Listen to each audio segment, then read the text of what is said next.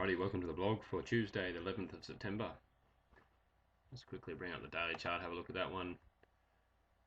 Now we've pushed up high, we're making yearly highs, but the market's starting to get a bit of a retracement now. It's looking like it's getting a bounce, but look for it to really can't start coming down to this level here, or even really want to get going down to this level here. But at the moment, getting a bit of another push back, but we'll watch it and see the market's hanging around a trend line on the 15-minute charts at the moment. It'll be good to see it try and push down from that. Really like to see this market sell off, and as a result they'll bring in more action, but we'll have a look at that 15-minute chart in a sec. See this trend line here, it might start coming into play soon as well, so if we start getting underneath this area here. So 15-minute chart, this market, as of this pre-market and today's cash market, really confirmed this trend line.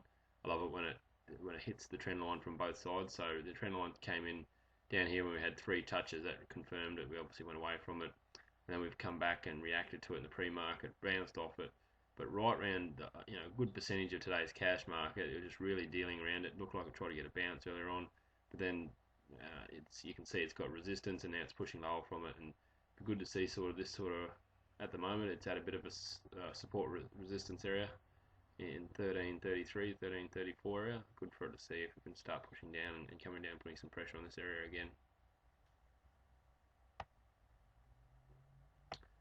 As far as today goes, so a couple of key levels in the market. You can see there's not a lot like normally within a trading day. There's always one, usually 2, sometimes 3 key levels, key support and resistance areas in the market. At the moment, they're a little bit few and far between, just because we're sort of extending and making new highs, and at the moment there's not a lot of price action in regards to this particular area. We need the market to really deal around here for a while and start creating some more support and resistance areas.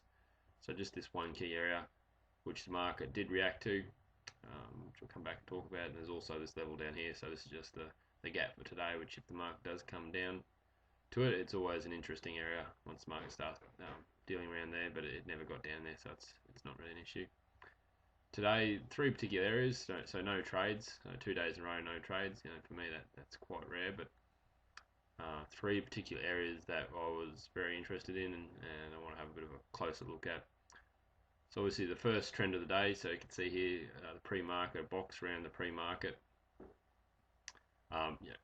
Always, as we approach today, always more interested in one particular side. I noticed going into today, because the way we are with the buyers around, and the fact the market was a little bit closer to the upside of this box, very much interested in the upside, because if it can get some sort of setup, it's going to be a lot more of a compact setup, whereas if it tries to go lower, look at it as it comes, but certainly it was building like I wanted to push higher. So once it did break out, that was fantastic to see.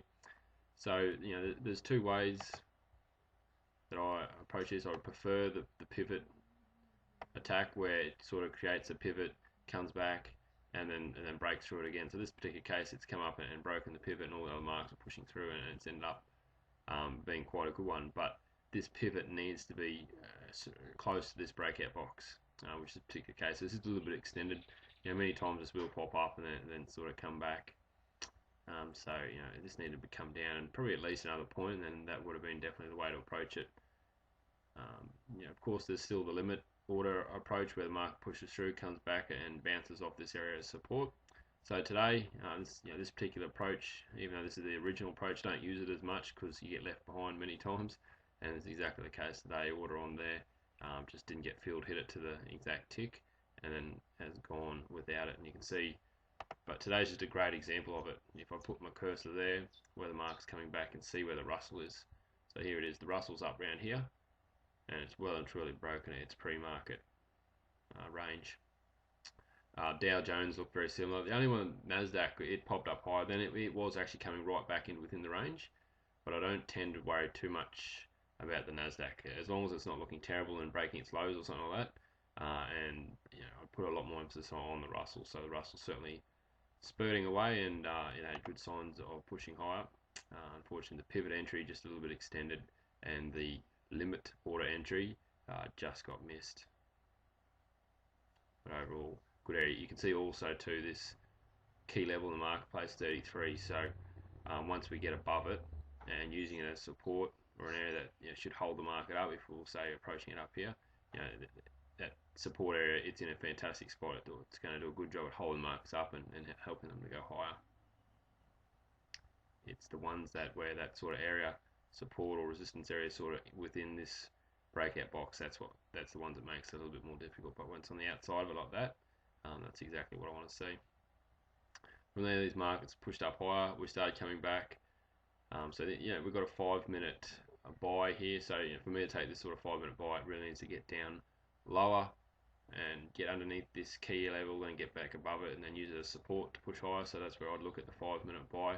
So I wasn't interested in it up here. In fact, it's around this area here. All the other markets really started pushing down, and the Russell especially really started to place some pressure on the downside. If I sort of scroll through, you can see here's the Russell. Look at, so as we're getting a 5-minute sell, this is where the Russell is. You can see it's well and truly broken down after going higher. It's had some solid selling in here, so that's signs that there's definitely sellers coming. So seeing that sort of thing, instantly start looking for reversal patterns. So obviously this little region here is a key pivotal point in the market, so I want to see it pop up and then come down. So this one, at times I'd be looking to get in, say, a lot earlier, a couple of ticks before the pivot, and really see it break through and then push lower. Only a couple of things wrong with this one. Obviously there's a key support level there, and the entry or the pivot is right on that key support. So you've got to be really cautious there. And also the other markets, the Russell was starting to break, but they, apart from the Russell, all the other markets weren't really convincing. The ones that look really good, you see all the other markets going, you see some real power through this region here. But the way the market came down, it sort of just approached it quite, with a little bit of hesitation, and it's just one of those ones that I see that where it could potentially get a bounce. So for that reason, it's one that should probably more hold off and wait for it to come back, and come at it again and see some power momentum through this area. Then prepare to get on it, and knowing that it's got a bit of steam to push through this key level here. But in the end, it's popped up higher.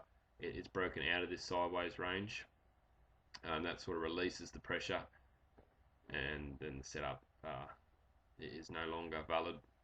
So what needs to happen then, eventually it has pushed lower. So you can see the overall Russell pushing lower, and this sort of this changing momentum around this area here. It has come to fruition. It has come and eventually pushed down lower, but it's done it in a little bit of a bizarre way. I think the buyers are really trying to hold off, and that key support level, it was really holding marks up for a little bit there too. So it was a good one to sort of hang back from, but eventually the markets have had their way, and those signs of pushing lower have come into play.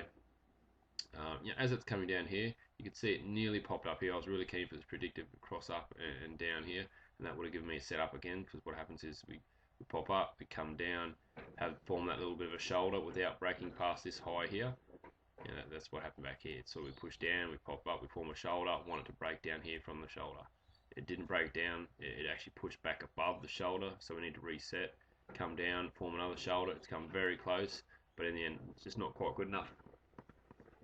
And you can see it hasn't quite built up enough power momentum either. It's, eventually, if I had been selling around this area here, I suppose it would have eventually worked, but the setup's just not there. So I had to really wait for it to come into play. It just didn't quite get there. This little bit of a line arrow that I've marked here, looking for the 5-minute fade, or my version, the 5-minute momentum. So, market trend, momentum, push down, push through this area by 6 to 8 ticks, come back, use it as resistance, and then push lower. So this one here, when it's 6 to 8 ticks, 6 ticks if it only needs 6 ticks if there's a lot of momentum. Just want to push through a little bit, come back, use a resistance, go lower. If there's not as much momentum, I need to go through 8 ticks. So I recognise this is an area that really needed a little bit more momentum. It was sort of it wasn't convincing through this area. It'd push down, it'd pop up. There was sort of these streaks of buyers coming in. So needed that 8 ticks, which it just didn't get to, and would have looked to sell here, which it never came.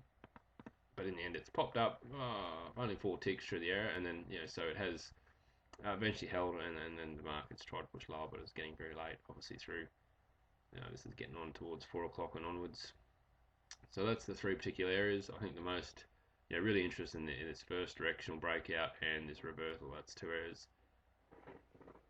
Could really see like they were going to come and come hard, but obviously the directional breakout, it has worked, but the reversal, it's one that eventually it's pushed down lower, but it certainly didn't happen the way that we'd expect it to. But I guess with like I said, it's just to do with those buyers in the overall markets, and this support line here that gave it a little bit of trouble.